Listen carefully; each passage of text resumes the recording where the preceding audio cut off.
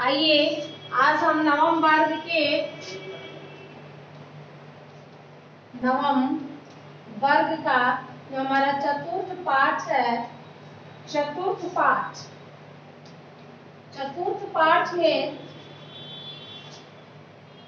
यहाँ देखिए चतुर्थ पाठ में जो नाम दिया है वो है चत्वारवेदा।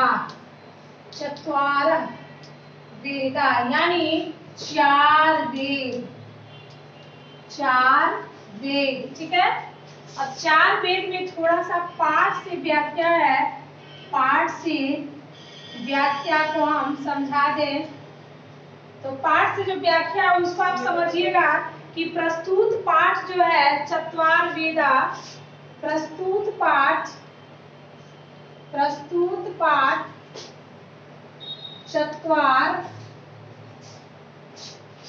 चत्वारवेदा, चत्वारवेदा में प्राचीन वेदों का, प्राचीन भारतीय संस्कृति,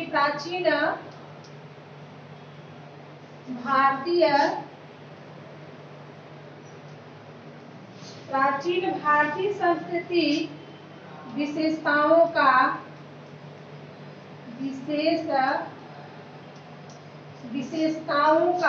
वर्णन किया गया है।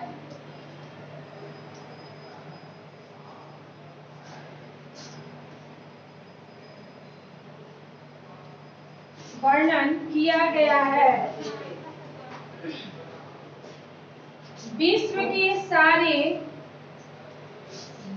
के सारे ग्रंथों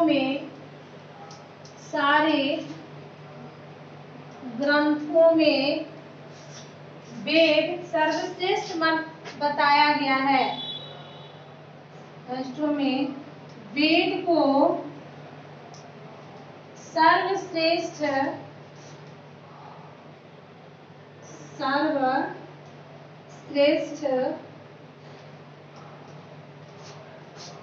बताया गया है। इसमें भारतीय संस्कृति की, इनमें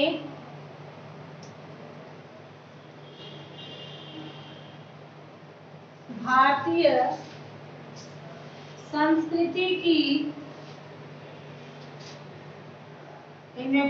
संस्कृति की प्रतिपादिता है,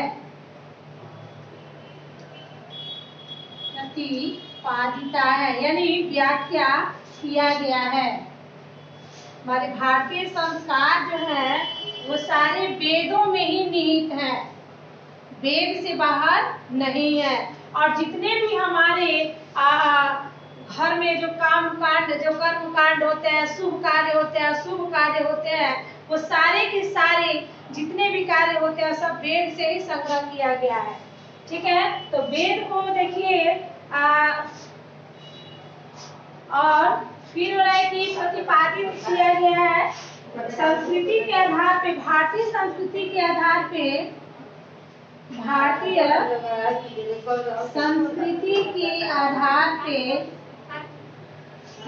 संस्कृति के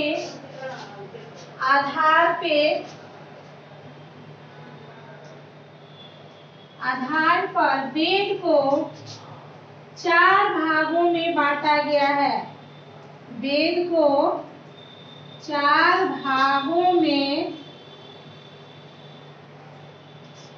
बांटा गया है।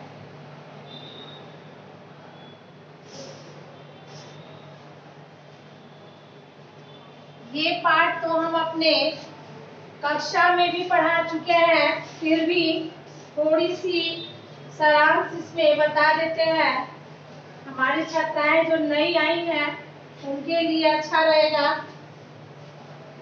ये पाठ हमारे जीवन में भी कुछ सीखने को शिक्षा मिलता है, शिक्षा देता है। तो देखिए वेद चार हैं। कौन कौन? तो पहला जो वेद दिया है, इसमें दिया है 1 नंबर में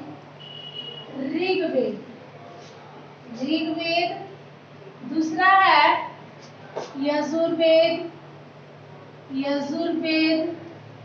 तीसरा है सामवेद। चौथा है अथर्व, अथर्ववेद। ठीक है, तो ये 4 वेद है और चारों वेदों को आप लोग पढ़िएगा, समझिएगा।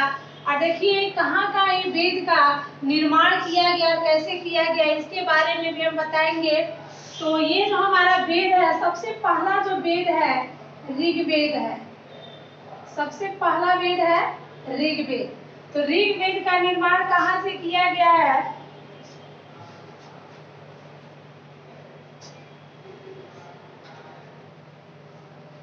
ऋग्वेद का निर्माण, ये हमारी प्राचीन संस्कृति, वेद जो है हमारी प्राचीन संस्कृति में सुरक्षित रखा हुआ है। इसलिए रखा गया है कि जैसे जैसे हमारे प्राचीन संस्थाओं से हम अलग होंगे तो वेदों की सहायता से अपने संस्कृति और सभ्यता को उजागर करेंगे। ठीक है, तो देखिए अब यहाँ पे ऋग्वेद में प्राचीनतम मंत्रों को, ऋग्वेद में इस वेद में प्राचीन मंत्रों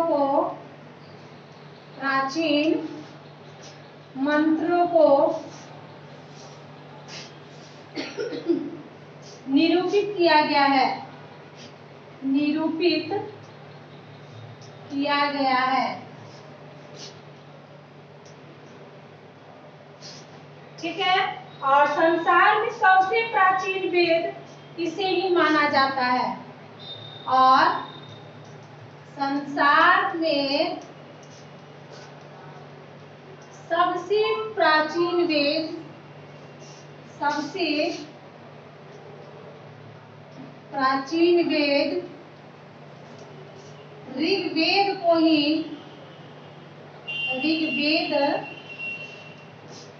ही माना जाता है।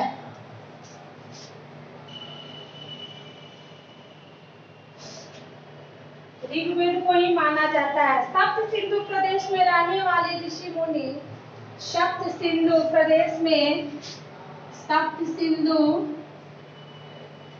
में रहने वाले ऋषि मुनि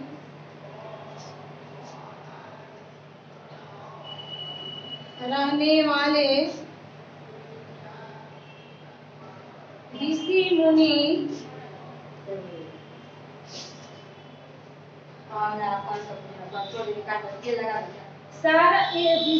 ने इस वेद में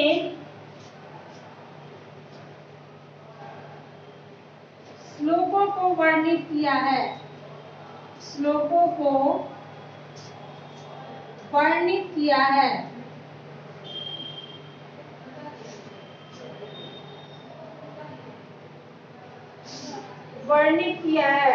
खासकर यज्ञ आदि के लिए, देखिए खासकर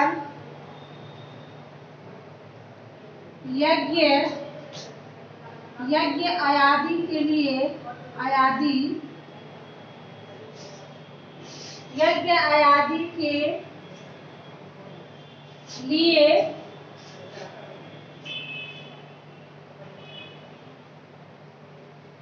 वेदों को अलग